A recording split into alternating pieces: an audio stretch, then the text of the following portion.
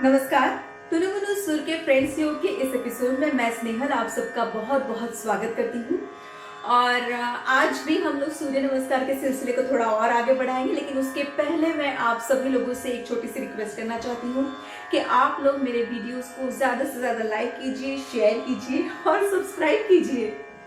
तो चलिए, हम लोगों की जो योग यात्रा चल रही है उसके सूर्य नमस्कार वाले अध्याय को थोड़ा और आगे बढ़ाते हैं। पिछले एपिसोड में हम लोगों ने नमस्कार आसन, हस्त उत्तरासन और पाद हस्तासन देखा है और समझा है। आज के एपिसोड में हम 4 आसनों को समझने वाले हैं। वो है एक पाद प्रसारण आसन, द्विपाद प्रसारण आसन, शेषकासन और अष्टांग प्राणी प्रतासन। तो चलिए अपने इस प्रोसेस को थोड़ा और आगे बढ़ाते हैं और अपने ज्ञान में थोड़ी और वृद्धि लाते हैं। और मैं अपनी साथी परिश्री को यहाँ इनवाइट करूंगी मेरी हेल्प करने के लिए। प्लीज परिश्री आ जाइए। पिछले एपिसोड में हमने देखा था कि पाद हस्तासन तक किस तरीके से सूर्य नमस्कार को करना है। अब उसी सिलसिले को हम थोड़ा और आगे बढ़ाएंगे। पाद हस्तासन के बाद बारी आती है एक पाद प्रसारण आसन की, जिसे अश्व संचालन आसन भी कहते हैं। धीरे धीरे घुटने से पैरों को मोड़ेंगे, अपने दाहिने पैर को पीछे लेकर जाएंगे।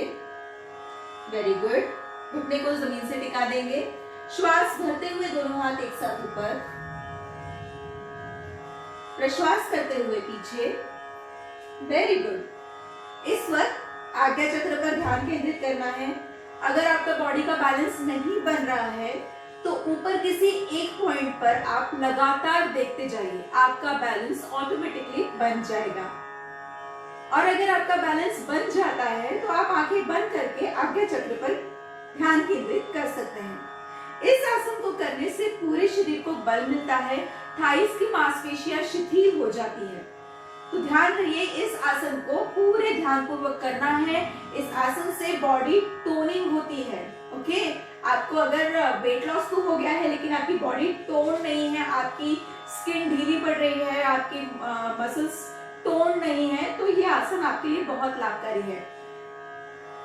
जब तक हो सके तब तक इसी अवस्था में रुकना है, स्थिर अवस्था में रुकना है। फिर श्वास भरते हुए शरीर सीधा, प्रश्वास करते हुए दोनों हाथों को धीरे से जमीन पर रखेंगे।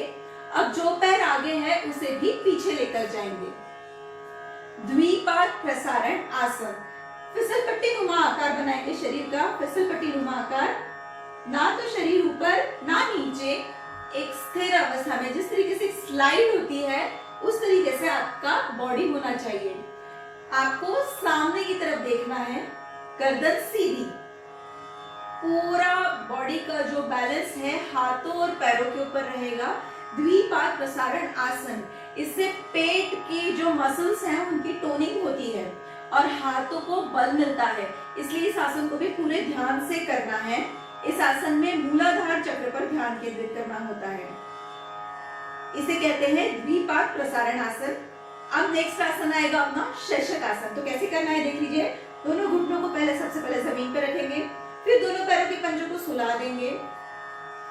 अब जो एड़ियां हैं उसके ऊपर आपके हिप्स को रखेंगे प्रश्वास करते हुए और सिर को जमीन पर रख देंगे। हाथों पैरों की स्थिति को बदलना नहीं है, वो एक बार जहां स्थिर अवस्था में आपने रख दी वही रहेगी, उसे आपको मूव नहीं करना है। ये होता है शेषक आसन। शेषक आसन में पूरा ध्यान नाभि के ठीक पीछे मणिपुर चक्र होता है, वहां लगाना है।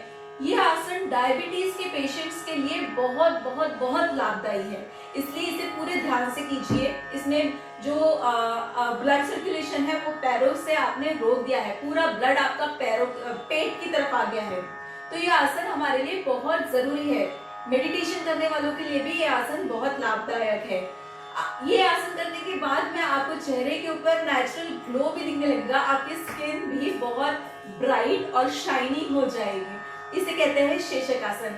कई स्कूलों में इस आसन को रैबिट पोज के नाम से भी बच्चों को सिखाया जाता है। शेषक आसन कहते हैं इसे क्योंकि इसमें हमारे बॉडी का जो पोस्चर है वो खरगोश की तरह दिखता है।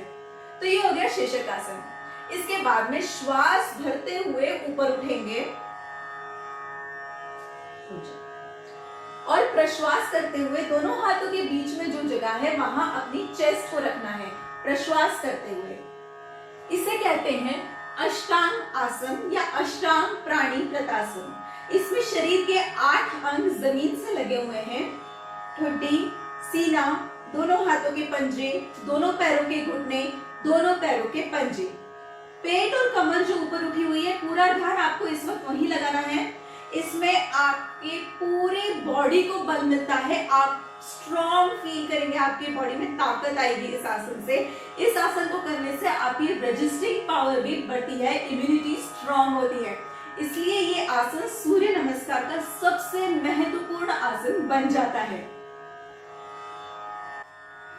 तो यहाँ आपने देखा कि किस तरीके से आपको सूर्य नमस्कार के आगे आने वाले आसन करना है, जैसे कि एक पाद प्रसारण आसन जिसे अश्व संचालन आसन भी कहते हैं, द्विपाद प्रसारण आसन जिसे फिसलपट्टी नुमा आकार बनाना है बॉडी का, उसके बाद में शीर्षक आसन यानी रैबिट पोज, और चौथा अष्टांग आसन या अष्टांग प्राणी प्रतासन जिसमें शरीर के 8 अंग जमीन पर होते हैं। तो पहला आसन एक पाद प्रसारण आसन, मैं फटाफट आपको इसके लाभ बता देती हूँ। इससे आपकी शरीर के सारे अंगों को बल मिलता है और टोनिंग होती है, मांसपेशियों की टोनिंग होती है इस आसन को करने से, और ताकत मिलती है इस आसन को करने से। इसके साथ ही अगर बच्चे स्टूडेंट्स इस आसन को करते हैं तो उनका कंसंट्रेशन भी स्ट्रांग होता है, मेमोरी स्ट्रांग होती है। आज्ञा चक्र पर ध्यान केंद्रित करना ना भूलें।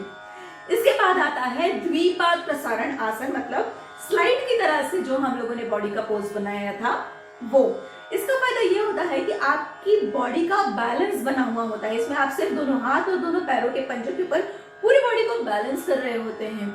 इसके साथ ही ना तो आपको बॉडी को ऊपर लेना है ना नीचे लेना है, तो वो जो एक स्थिर अवस्था है वो मेंटेन करना है आपको।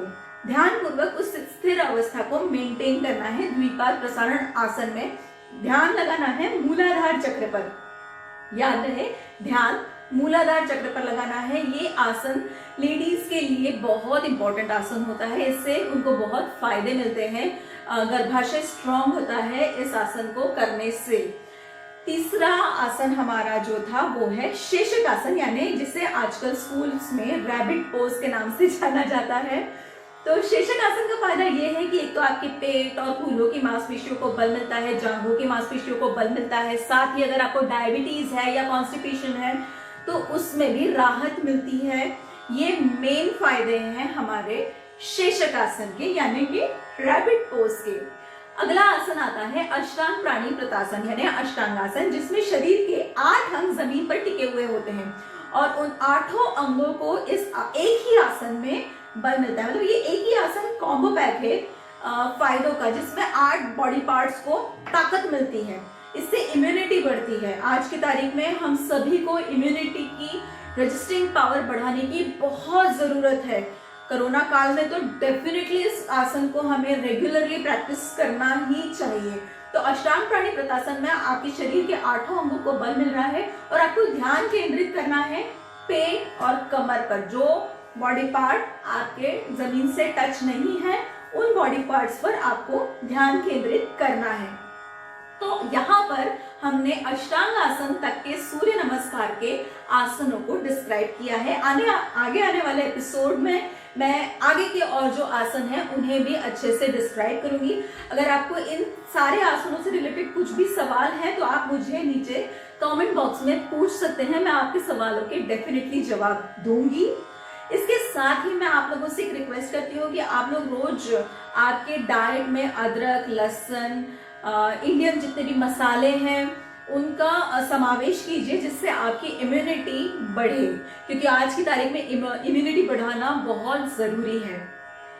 तो ठीक है, इसी तरीके से मेरे सारे आसनों की जो मैंने जानकारी दी है उसकी प्रैक्टिस करते रहिए। अपना ध्यान रखिए, अपने घर वालों का ध्यान रखिए, अपने फ्रेंड्स का ध्यान रखिए, स्वस्थ रहिए, मस्त रहिए और मेरे साथ बने रहिए। तब तक के लिए नमस्कार।